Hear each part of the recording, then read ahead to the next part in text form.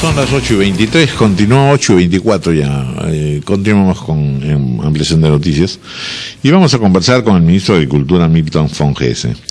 Para un anuncio sumamente importante, en verdad, se reunió y firmó un acta con su homólogo ecuatoriano Javier Ponce Ceballos, porque si nuestros oyentes recurren un poco a su memoria y a sus viajes, indudablemente que la zona fronteriza entre el Ecuador y el Perú, el proyecto binacional Puyango-Tumbes, ve primero que, como siempre ocurre, que las fronteras en realidad no impiden la continuidad territorial y el hecho pues de que en efecto haya proyectos comunes y posibilidades de un desarrollo común. De hecho, el comercio y el intercambio en esta zona fronteriza es intensísimo, más aún cuando ya llegó la paz. Pues bien, ahora de lo que se trata es algo muy importante, es decir, poner en marcha la ampliación de la frontera agrícola dentro del proyecto binacional Puyango-Tumbes. Ministro, muy buenos días, gracias por atendernos.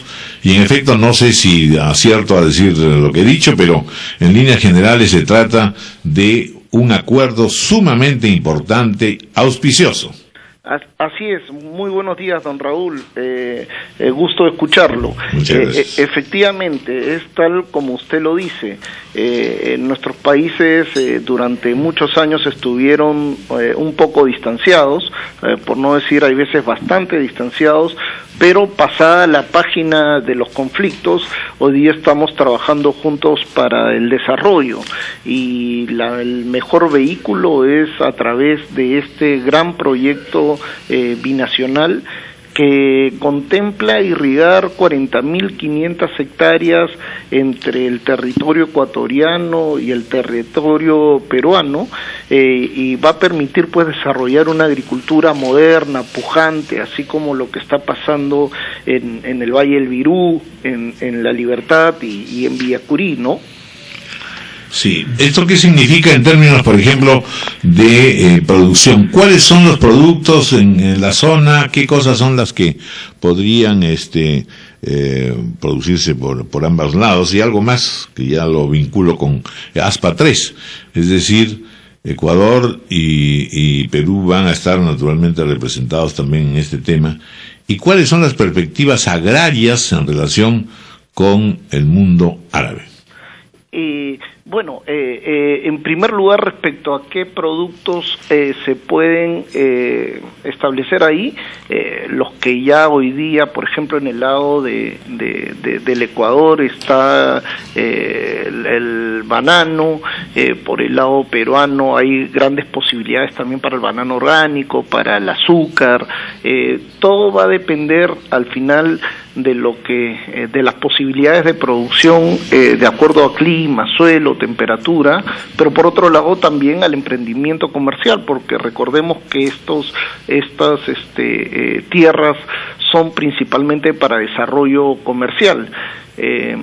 Claro, hay una pequeña diferencia seguramente. En Ecuador suele estar más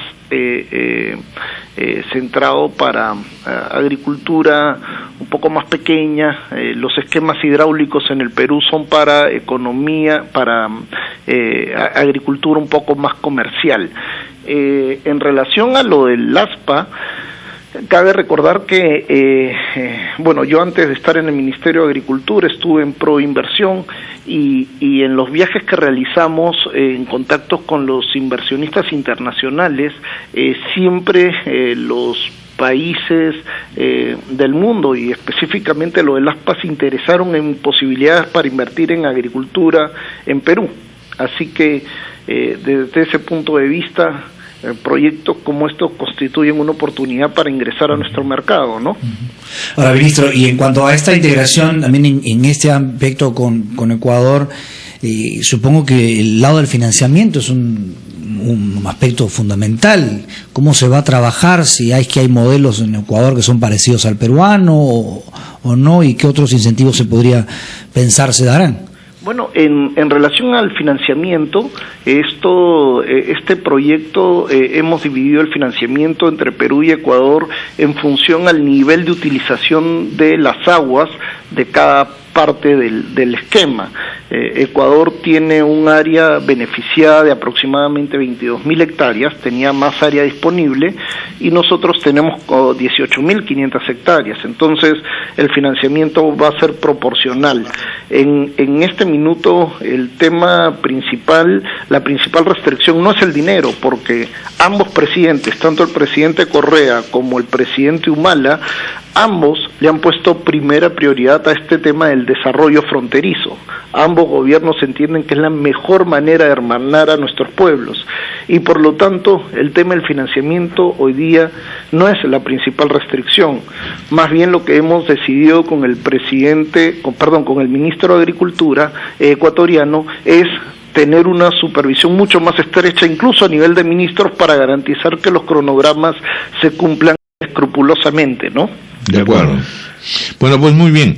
Muchas gracias, ministro, por esta conversación que tiene solamente este aspecto puntual, pero sí deseo de antemano invitarlo para conversar un poco sobre los proyectos que hoy día están en curso, por un lado, y luego este tema tan importante del abastecimiento y la intermediación de los productos alimenticios que se reflejan finalmente en esta discusión sobre el mercado central, pero que en realidad atañen a todo un sistema que todavía en el Perú tiene que instrumentarse a fondo.